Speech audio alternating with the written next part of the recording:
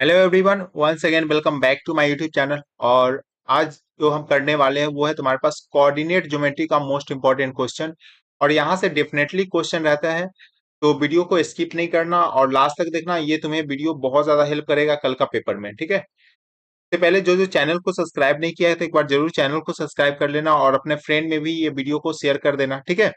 चलो देखो यहाँ पर सबसे पहले क्वेश्चन क्या बोला जा रहा है यहाँ पर कि find the coordinate of the point of trisection. Trisection का मतलब होता है किसी भी लाइन को थ्री इक्वल पार्ट्स में डिवाइड करना in equal parts of line segment joining the points A and B. मतलब ये तुम्हारे पास देख सकते हो, ये तुम्हारे पास लाइन है, ये ए है और ये बी है, ठीक है। और इसको थ्री इक्वल पार्ट्स में डिवाइड करने के लिए तुम्हें दो एक्स्ट्रा पॉइंट्स लेने पड़ेंगे।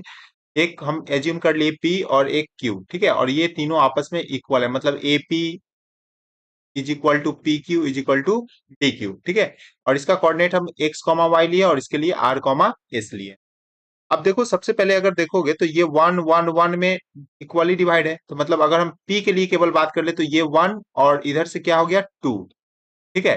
तो ये वन कॉमा टू में इसको डिवाइड कर रहा है, तो यहाँ पर लिखा हुआ है P divide the line A be in the ratio of one comma two. और वन कॉमा टू को हम क्या लेते हैं, एम इज टू एन लेते हैं, ठीक है। उसके बाद देखो x1 जो होगा वो तुम्हारे पास a कोऑर्डिनेट होगा, तो x1 कॉमा y1 2 कॉमा 2 और x2 कॉमा y2 -7 कॉमा 4 ये b का कोऑर्डिनेट है, ठीक है। उसके बाद हम यूज करेंगे सेक्शन फार्मूला। सेक्शन फार्मूला क्या बोलता है, किसी भी कोऑर्डिनेट जो भी तुम्हारे पास पॉइंट है उसका x कोऑर्डिनेट फाइंड करने के लिए mx2 plus nx1 by m plus n put करना है, और y कोऑर्डिनेट फाइंड करने के लिए my2 plus ny1 by m plus n put करना है।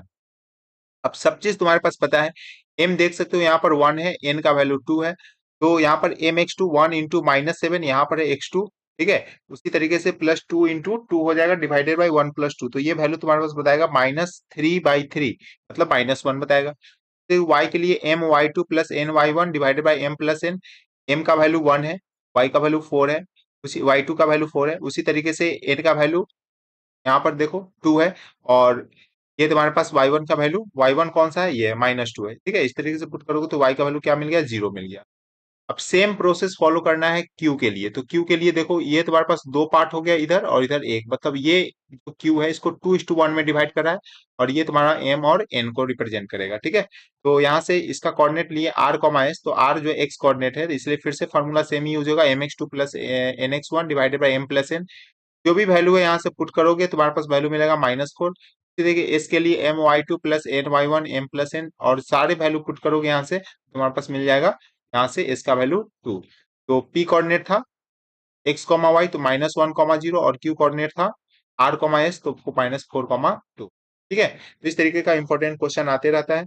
और नेक्स्ट मूव करते हैं क्वेश्चन पे। नेक्स्ट क्वेश्चन देखो, ये तुम्हारे पास पैरेललोग्राम से रिलेटेड क्वेश्चन इस तरीके का होता है। में बताया गया है कि 1, 2, 4, y, x, 6 माइनस सॉरी 3, 5, ये जो है तुम्हारे पास वर्टिसेस है किसका, पैरेललोग्राम का। एक ऑर्डर में तुम्हें लेना और x और y तुम्हें फाइंड करना है। तो यहाँ पर तुम्हें क्या करोगे, सबसे पहले एक पैरेललोग्राम ले लो, ए बी सी डी जो भी है तुम यहाँ पर पुट कर लो।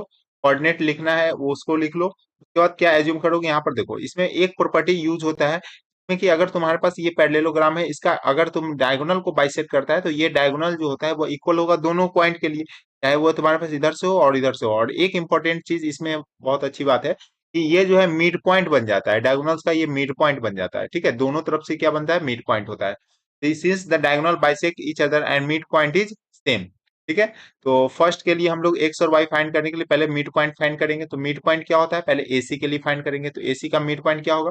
तो मिड पॉइंट जो होता है वह तुम्हारे पास ए और सी का मिड पॉइंट, मतलब एक्स का कोऑर्डिनेट ए और एक्स सी का कोऑर्डिनेट जो है एक्स कोऑर्डिनेट, दोनों को सम करके 2 से डिवाइड करोगे। उसी तरीके से वाई का कोऑर्डिनेट को सम करके 2 से डिवाइड करोगे, वही तुम्हारा मिड पॉइंट का होता है, ठीक है। तो एसी के लिए सबसे पहले क्या करेंगे, एक्स कोऑर्डिनेट के लिए 1 + x/2, और उसी तरीके 2 + 6/2, ये करोगे तो 1 + x/2, 4 मिलेगा। उसी तरीके से बीडी के लिए फाइंड करोगे तो उसी तरीके 3 + 4/2 और 5 + y/2, ये करोगे तो 7/2 और 5 + y/2, ये आ गया। और ये दोनों पॉइंट इसी को रिप्रेजेंट कर, मतलब ये दोनों कोऑर्डिनेट आपस में क्या होगा, इक्वल होगा।